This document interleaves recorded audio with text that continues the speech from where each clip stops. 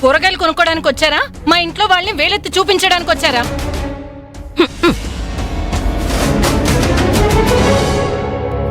ఇప్పుడు మేమేమన్నామమ్మా? మీరేమంటున్నారో అక్కడ దాకా మాకు వినపడుతూనే ఉంది. ఏదో పిల్లాడు పొరపాటున ఒకసారి తప్పు చేస్తే దాన్ని పట్టుకుని నోటికొచ్చినట్టల్లా వాగుతున్నారు. ఇలాంటి బాగోతలు మీ ఇంట్లో ఏం జరగలేదా? నీ మొగుడు తాగొచ్చి ఎన్నిసార్లు నేను వీధిలోకి ఇడ్చి తన్నలేదు? మేం చూడలేదా? దాని గురించి మేమేమైనా మాట్లాడామా? మాకెందుకు వచ్చిందిలే అమ్మా.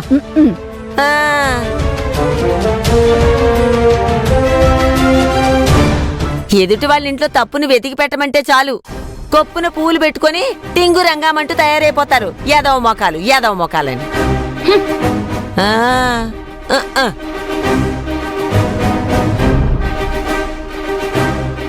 కూరగాయలమ్మా, కూరగాయలు, తాజా కూరగాయలు, తాజా కూరగాయలు. ఆగొద్దునా?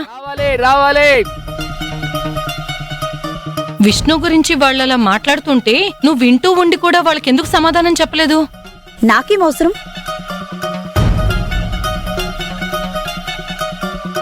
అంటే ఏమిటే? నీకేదైనా లాభం ఉంటేనే మాట్లాడతావా? వాళ్ళనంటే నేనన్నట్టు కాదా? ఆ ఇంటిని వేలెత్తి చూపిస్తే నీ ఇంటిని వేలెత్తి చూపించినట్టు కాదా? ఎలా అవుతుంది అత్తయ్య?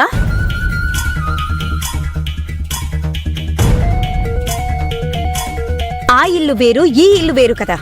ఆవిడ వేరు, నేను వేరు కదా. ఎవరన్నారే? రాత్రి మీ మనవడే అన్నాడు కదా. తను మొదటి భార్య, నేను రెండో భార్య. ఒకటి అనుకుంటున్నా ఒకటి కాదు అని చెప్తున్నాడు కదా. రాత్రి విష్ణు నలుగురిలో నా గురించి, నా కూతురు గురించి అలా మాట్లాడుతుంటే ఎంతమంది నా వైపు చులకనగా చూసారో తెలుసా మీకు?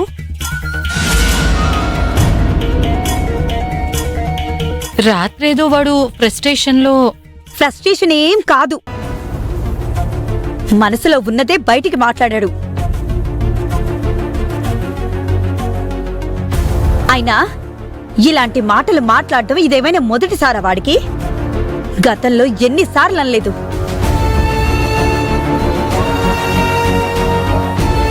అలా అన్నప్పుడే నువ్విలా మాట్లాడటం తప్పు అని ఎవరైనా చెప్పారా?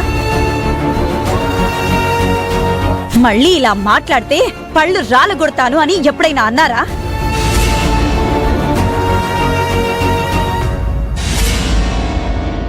అలా చేసుంటే వాడిలా మాట్లాడే పరిస్థితి ఉండేది కాదు కదా. ఏమైనా అంటే కొడుకు మీద ప్రేమ. వాడు ఎలా మాట్లాడినా పర్వాలేదు, ఎంత వెధవలా తయారవుతున్నా పర్వాలేదు. నా స్థాయి ఏంటో నాకు చెప్తున్నాడు కదా. నా హద్దుల్లో నేనుంటాను. ఎవరి విషయాల్లో కల్పించుకోవాల్సిన అవసరం నాకేంటి?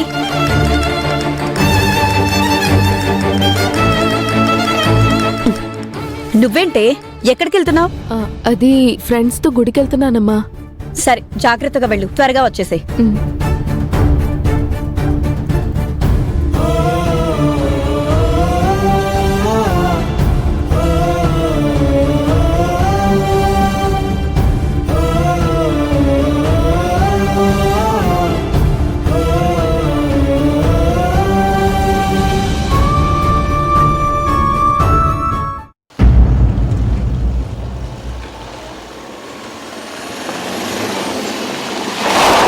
దిగండి.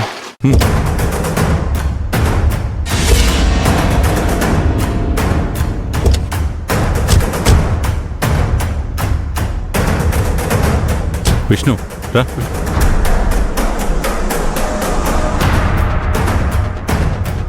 నాన్న, ఇక్కడికి ఎందుకు వచ్చావు?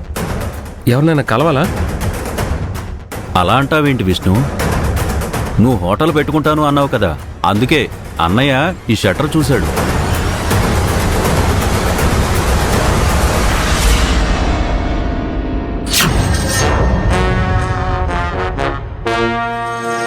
నువ్వు ఇంత అమాయకుడు ఏంటి విష్ణు? మీ అమ్మగారికి నువ్వంటే చాలా ఇష్టం కాబట్టి ఆవిడ ఖచ్చితంగా నువ్వు చెప్పినట్టు, నువ్వనుకున్నట్టు బిజినెస్ పెట్టించటానికి ఒప్పుకుంది. కానీ మీ నాన్న ప్రతి దానికి లెక్కలు వేస్తాడు. ఆయన కూడా ఒప్పుకున్నాడు అంటున్నావు కదా. చూస్తూ ఉండు, నిన్ను తీసుకెళ్లి రోడ్ సైడ్ షట్టర్ ముందు నిలబెడతాడు.